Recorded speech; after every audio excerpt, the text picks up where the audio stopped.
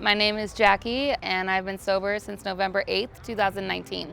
My childhood growing up was pretty normal. I grew up right down the street on Delaware here in Huntington Beach, and we moved when I was 7 to Westminster. When we were living here, my mom was an alcoholic, and my dad worked nights, so I spent a lot of time at my grandma's house, pretty much raised by her. My parents were involved also. They were together since high school, so I had a pretty normal childhood. I don't really remember much of my mom's drinking because she got sober when I was 7. When I was 18, I moved out of my parents' house and I moved to Oakland, California, where the bar scene and the punk scene was really rampant, and that came along with a lot of drinking and cocaine. Eventually got addicted to smoking Klonopin. My drug of choice was heroin and meth. But really anything that you put in front of me, I would do, and it doesn't matter what costs I have to pay, whether it's my body or any amount of money, I will pay it. And that was a big part of my downfall in Oakland, and that was when I first realized that I had a problem.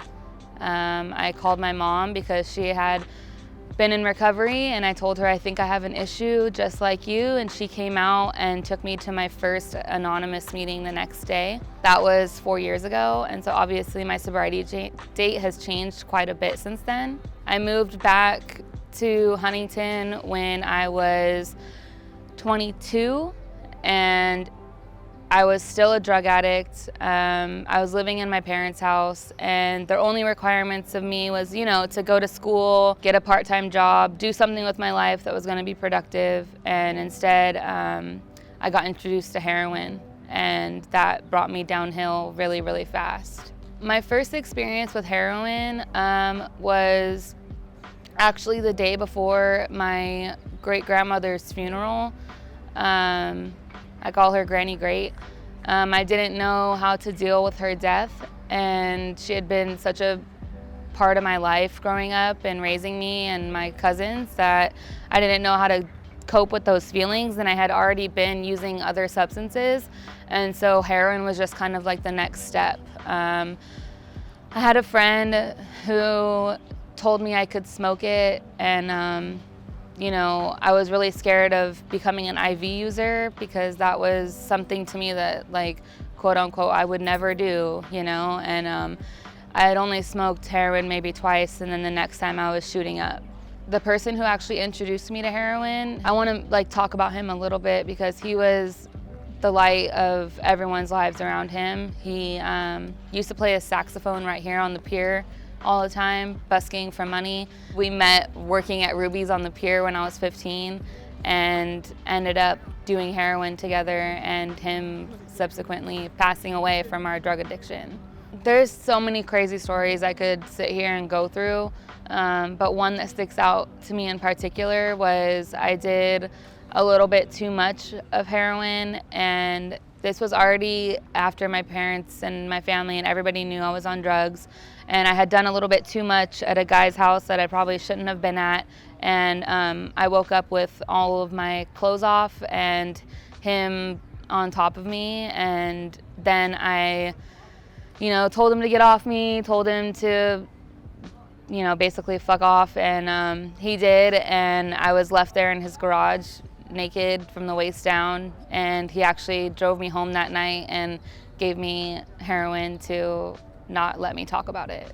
My rock bottom, I think, was my dad walking in on me with a needle in my arm after I had already been through a year-long treatment, after I'd already been through interventions, after I'd already been through outpatient, and still I couldn't stop. And he walked into me with a needle in my arm at 3 a.m. and all I remember really is him calling out for help to my mom, and them rushing into my room and me begging him to just let me use the rest of my dope before he flushed it down the toilet. And I think that was my rock bottom with heroin.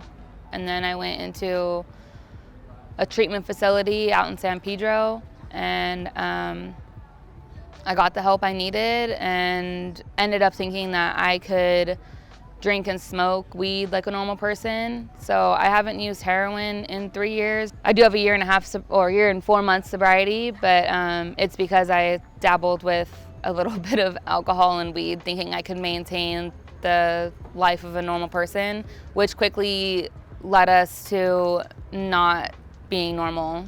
Our relationship from then on wasn't normal, and we decided to get sober again together. I've hit multiple rock bottoms. My rock bottom with heroin was my dad, finding me unconscious and asking for my last shot of dope. And this last rock bottom was more of an emotional bottom, where I just became so depressed I couldn't look myself in the mirror.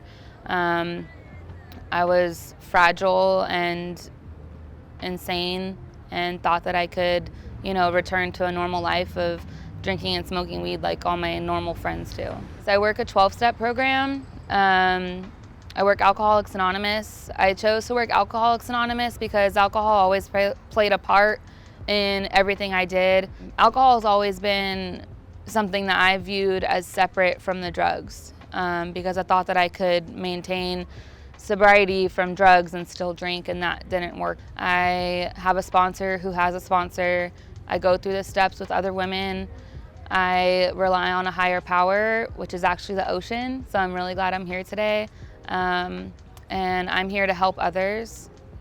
Helping others is something that is really big in my life. I work specifically in a detox house, and I get to see people come in completely broken, just like I did, with nothing but the shirt on their back and just begging for help. And I get to help them view life as beautiful again and view themselves as beautiful again. And I think that's what I'm most proud of today.